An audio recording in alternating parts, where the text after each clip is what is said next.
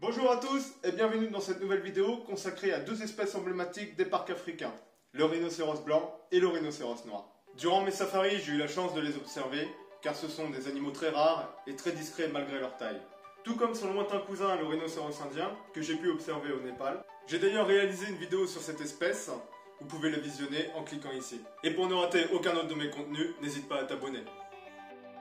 Les rhinocéros ont un corps massif, épais, porté par des membres courts mais puissants terminés par 3 doigts. La tête, très volumineuse, supporte une ou deux cornes. L'œil est petit, en position latérale, les oreilles sont moyennes, la peau, quasiment glabre, est plutôt dure, épaisse et résistante. Ces fantastiques herbivores ont une apparence antédiluvienne. Il existe en Afrique deux espèces de rhinocéros, le rhinocéros noir et le rhinocéros blanc. Contrairement à ce que pourrait faire penser leur appellation respective, ce n'est pas leur couleur qui permet de les distinguer. Tous les deux sont gris. Si les rhinocéros présentent dans la nature d'importantes nuances de couleur, ce n'est pas leur peau qu'il faut incriminer, mais la boue dans laquelle ils se vautrent. Les rhinocéros blancs sont facilement identifiables. Ils possèdent une bosse bien nette sur la nuque, une corne antérieure en général très longue, 94 à 102 cm pour la sous-espèce du nord et 94 à 201 cm pour la sous-espèce du sud, et sont plus imposants que les rhinocéros noirs. La différence la plus marquée en dehors des caractéristiques anatomiques et morphologiques entre le rhinocéros noir et le rhinocéros blanc réside dans leur régime alimentaire. Le rhinocéros noir est philophage, il se nourrit principalement de feuilles mais aussi de bourgeons, d'extrémités de rameaux d'arbustes et d'arbres dont les très épineux acacias grâce à l'épaisse couche cornée qui tapisse sa bouche. La girafe est dotée de la même caractéristique. Muni d'une lèvre supérieure pointue, proéminente et préhensible, le rhinocéros noir fait preuve d'une grande dextérité quand il attrape délicatement les feuilles d'un arbuste après avoir brisé certaines branches avec sa corne antérieure. Le rhinocéros noir se nourrit d'environ 200 espèces de plantes et mange des espèces végétales très toxiques pour l'homme. Le rhinocéros blanc est lui herbivore. Il broute l'herbe rase, sa lèvre supérieure n'étant pas mobile mais beaucoup plus large que celle de son cousin. Chez ces deux espèces, les incisives tombent précocement. Ce sont les lèvres qui assurent la coupe et l'acheminement des végétaux dans la bouche. Le rhinocéros noir occupe les régions sèches, couvertes de broussailles, mais aussi les savanes arbustives et arborées, et même les forêts denses et les forêts de montagne, jusqu'à 3500 mètres d'altitude.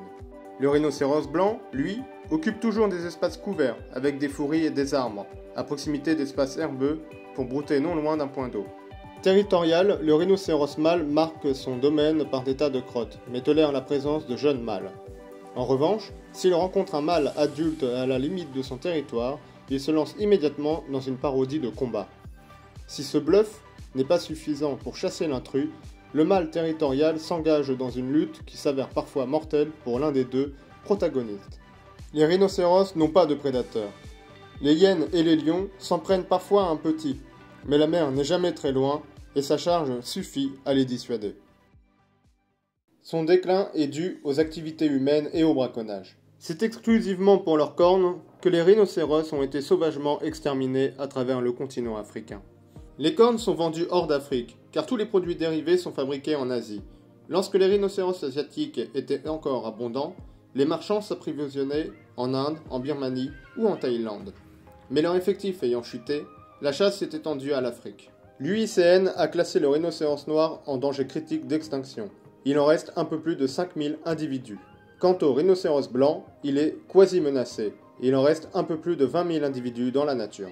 Pour préserver les rhinocéros, des organismes agissent sur tous les fronts simultanément et s'attaquent aux principales menaces en renforçant les aires protégées en Afrique et en Asie, en préservant l'habitat du rhinocéros et en contribuant à éradiquer le commerce illégal de cornes. Ces organismes se mobilisent pour étendre les zones protégées, en créer de nouvelles, reliant entre elles les poches isolées d'habitat du rhinocéros et renforcer l'efficacité de la gestion et de la sécurité dans ces zones. En parallèle, il promue un tourisme basé sur l'observation de la faune sauvage pour aider à financer les efforts de conservation et apporter aux communautés locales un revenu leur permettant de cohabiter avec la faune sauvage. Par conséquent, il travaille avec les communautés qui vivent à proximité des zones protégées et organise des campagnes de sensibilisation dans les écoles pour les plus jeunes. Et tous ces efforts commencent à porter leurs fruits. Parmi les 5 espèces qui survivent de nos jours, les 2 plus grandes ont vu leur effectif augmenter de façon significative. Le rhinocéros blanc d'Afrique n'est plus menacé, et le rhinocéros unicorne d'Asie est passé de la catégorie en danger à vulnérable.